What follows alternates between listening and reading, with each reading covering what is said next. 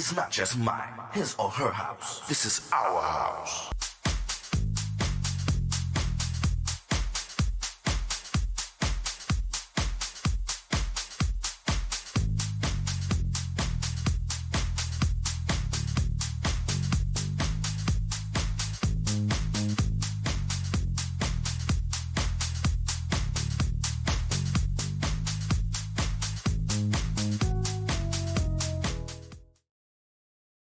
Hello, everyone. My name is Tyrone Lowe. The show is called The Legends. I want to thank everybody all over the world that actually subscribes to my show and show me love. In the House of the Legends, she's a podcaster, she's a performer, and she's a recording artist. And she's my cousin. So I bring you Dr. Yaya Diamond. Hey, what's going on? What's happening? Just, finishing up for the day and getting ready to do those edits. Okay. Very busy woman, y'all. I mean, she wears many hats, but we're going to first talk about your podcast because you've been doing this for quite a while before we get into the music scene. So tell the viewers about your podcast and the consistency of it. When I first started the podcast, it was because I needed that guidance. I needed that the input. And I called it Dream Chasers Radio. And still today it's called Dream Chasers Radio.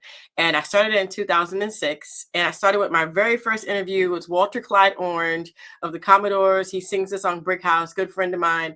And I was like, Clyde, you're on my show. He's like, what show? What are you talking about, Yaya? I was like, I'm doing a podcast. He's like, what is that?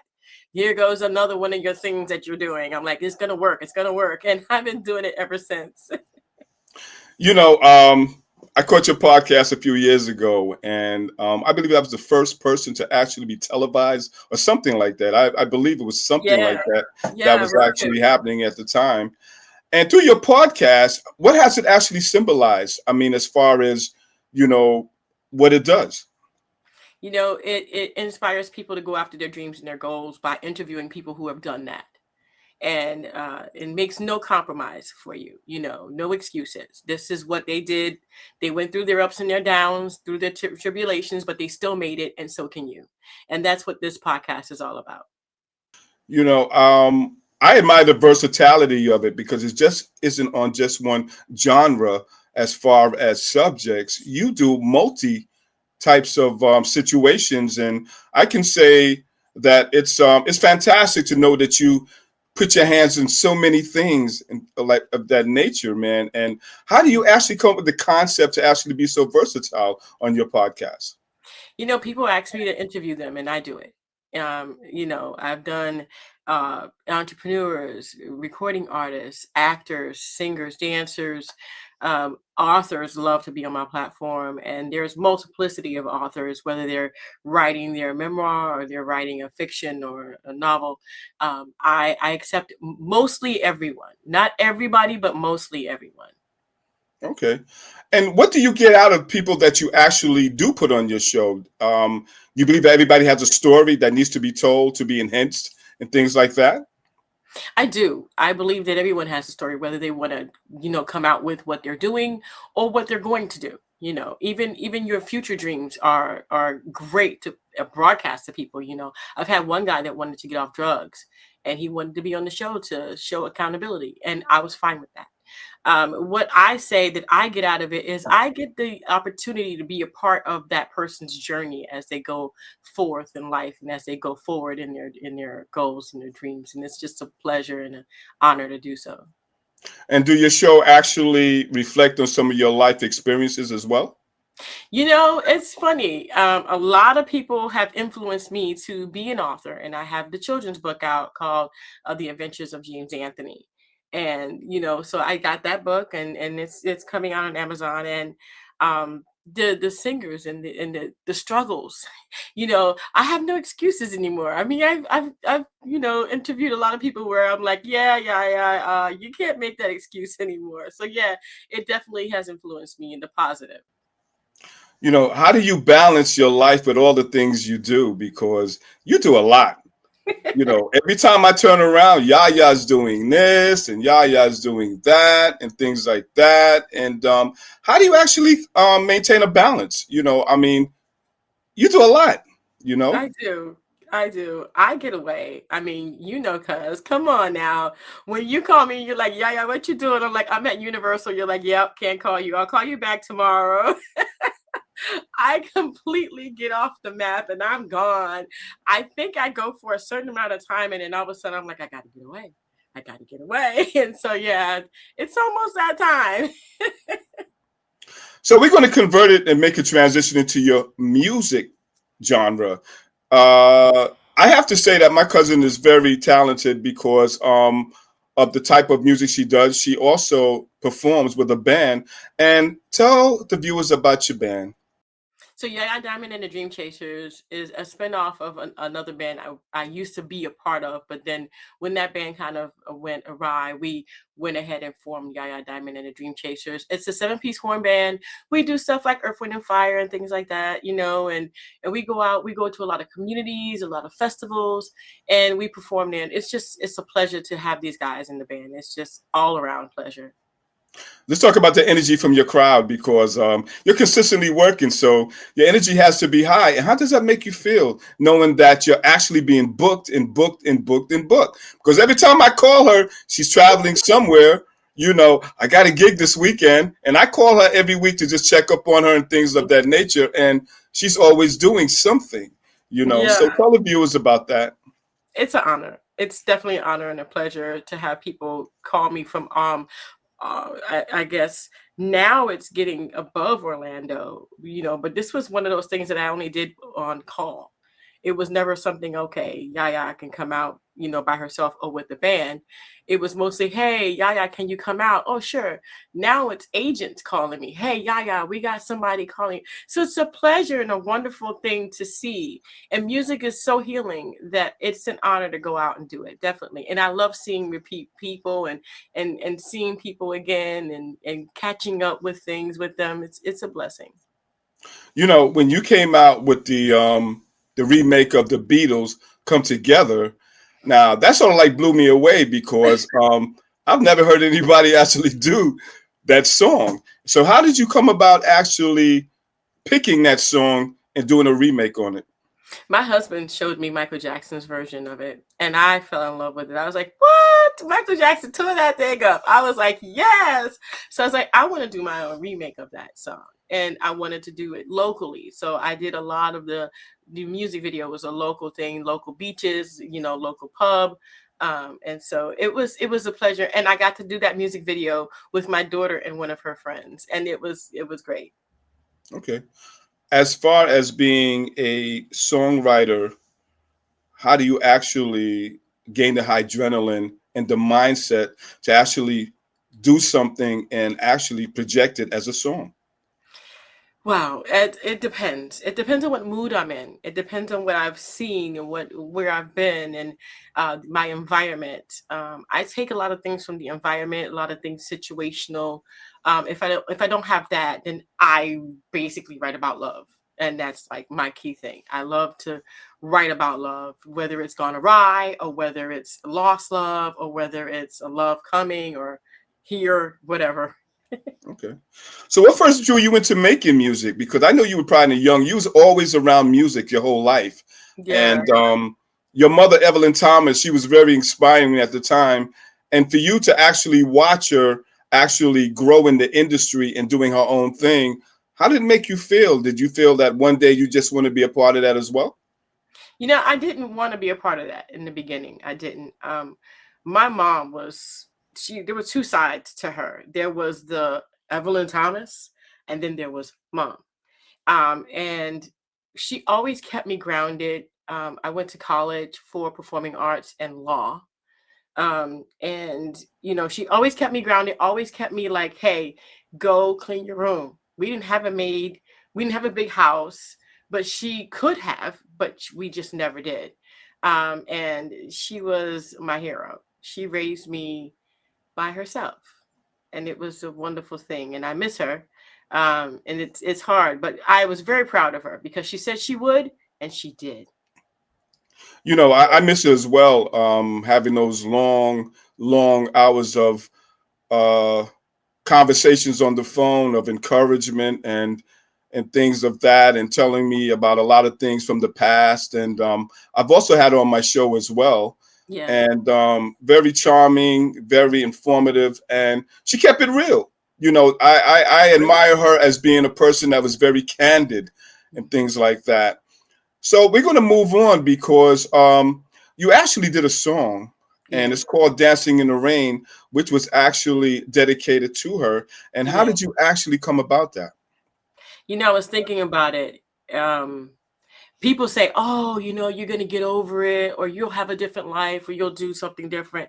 I don't think I'll ever get over losing my mom. She was this big icon. How can you get over a big icon, whether she be your mom or whether she be this big icon? But my mother was my mom, who was a big icon. I'm seeing her everywhere. There is absolutely no break for me in this healing journey for me to heal. So I felt like Dancing in the Rain was symbolic of the rain covering all of the tears that I've shed since she's been gone. But I wanted to put a twist on it and say a lost love. You know, never ever just like stand there and let your love, tell them you love them, do something. Don't just let it go and then they're gone. You know what I mean? So tell them you love them, whether it's a boyfriend, a girlfriend, your best friend that you love, you fell in love with, they don't even know. Come on, don't let that go by. Tell them. I mean, you can't lose anything, you know? So yeah, that's what I wanted to convey. You know, that fact was very inspirational to me to see that you actually did something. Was that part of your closure as well, the song? It was. And I don't think that's closure. I just think it's like I said, I don't think I'll ever get over losing my mother because I can't get away from her. Every time I'm somewhere, everybody's telling me about her. The pictures, the music videos, the songs. I mean, Hi-NRG, how many times a day it still plays? I don't think so. It's just one of those things that I have to continue the legacy, continue to do what I said I would do when my mom told me, "Hey, you continue this legacy." And what we're going to actually do is we're going to play the track "Dancing in the Rain," and you guys go out there, support it, because it's very, very important to her. And I believe it's going to be something that's going to be a part of her for the rest of her life, and also to a lot of people that was actually relative to her as well.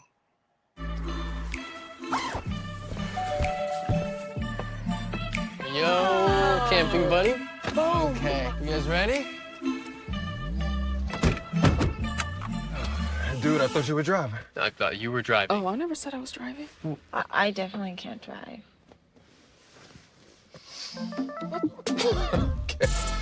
If you're high, just don't drive. It's illegal everywhere. If you feel different, you drive different.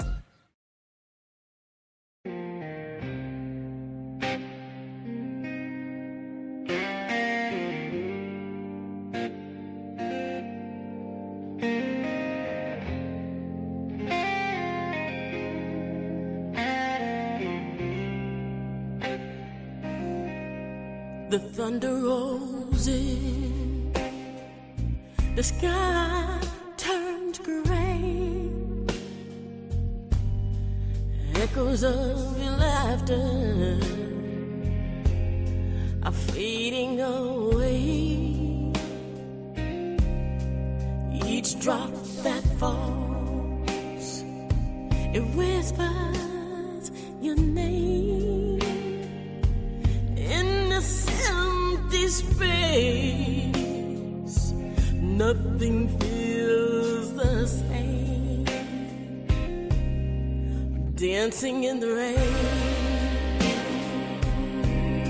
to hide my tears. Will it be days or will it be years? Dancing in the rain,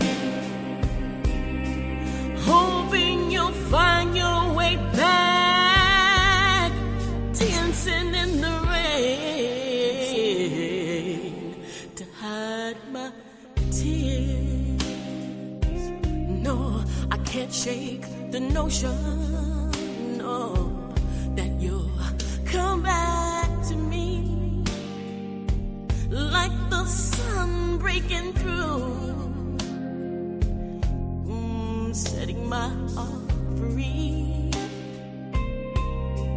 just one more dance in a world that feels so wrong, reminding me softly where we both belong. I close my eyes tight just to feel you near. Puddles on the ground, how I wish you were here. As the clouds dance in the night,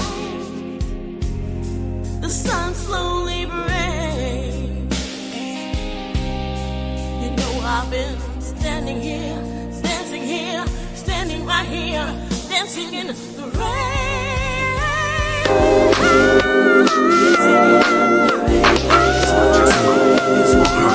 This is our house.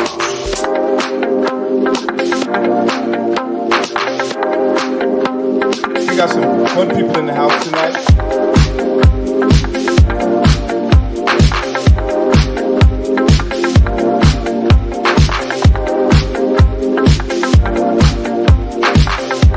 This is our house. And we're back with Dr. Yaya Diamond in the house. Hey. You know, the song's very inspirational and it's built on a lot of character.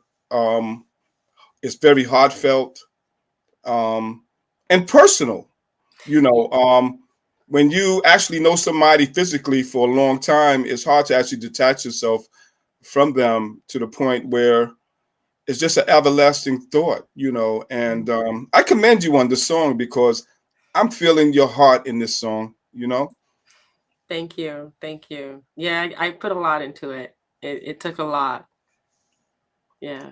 I feel that we're going to get off that for a little bit, and we're going to talk about some current events going on with Yaya Diamond because you always got something going on, man. It's never boring or anything like that. So let's talk about Yaya Diamond and some of the things that she's getting ready to do, and share it with the viewers. Well, I'm actually working on the next song. I've actually mixed and mastered another song called Push Uptown. We're getting ready to go on the 21st to Miami to record the music video and get some of the music videos going to be done in Sarasota. And then we're going to go to the East Coast and record the other part of that video. And I have like so many of my friends and family going to be there in Miami to meet me there. So it's going to be so much fun. And then I have a few more songs and I'm putting together an album which is going to be on my record label, Red Hot Reality Entertainment, as well as Sony and The Orchard. So I'm working on that. And yeah. And then, of course, I have, interviews and documentaries that I'm working on and stuff like that. And AI movies. And, oh, goodness gracious. Yes. This woman lives a full life. Yeah. And I have to commend you on that. I work hard and I play hard too. So, hey. Yeah, definitely. My question to you is, you do it all as far as podcasting, being a performer, recording artist, and play a role as being a mother, a wife, and things of that nature. Yeah. What would you actually say to someone that actually wants to fill their life with recreation as far as being recreational? I find that there has to be a balance between your work and your play. If you're going to go recreational, because I am a grandmother as well. I have 3 grandchildren and I play hard. So I go about 3 weeks and then I start planning my next mini getaway. And I do that throughout the year. And I think that everybody needs a day just to turn your phone on airplane mode, get away.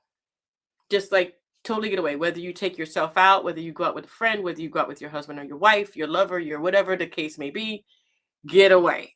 Because if you do that, you can actually recoup yourself and regroup yourself and find out who you really are behind the scenes. You just don't want to have that work personality all the time. You want to be you. And I have that.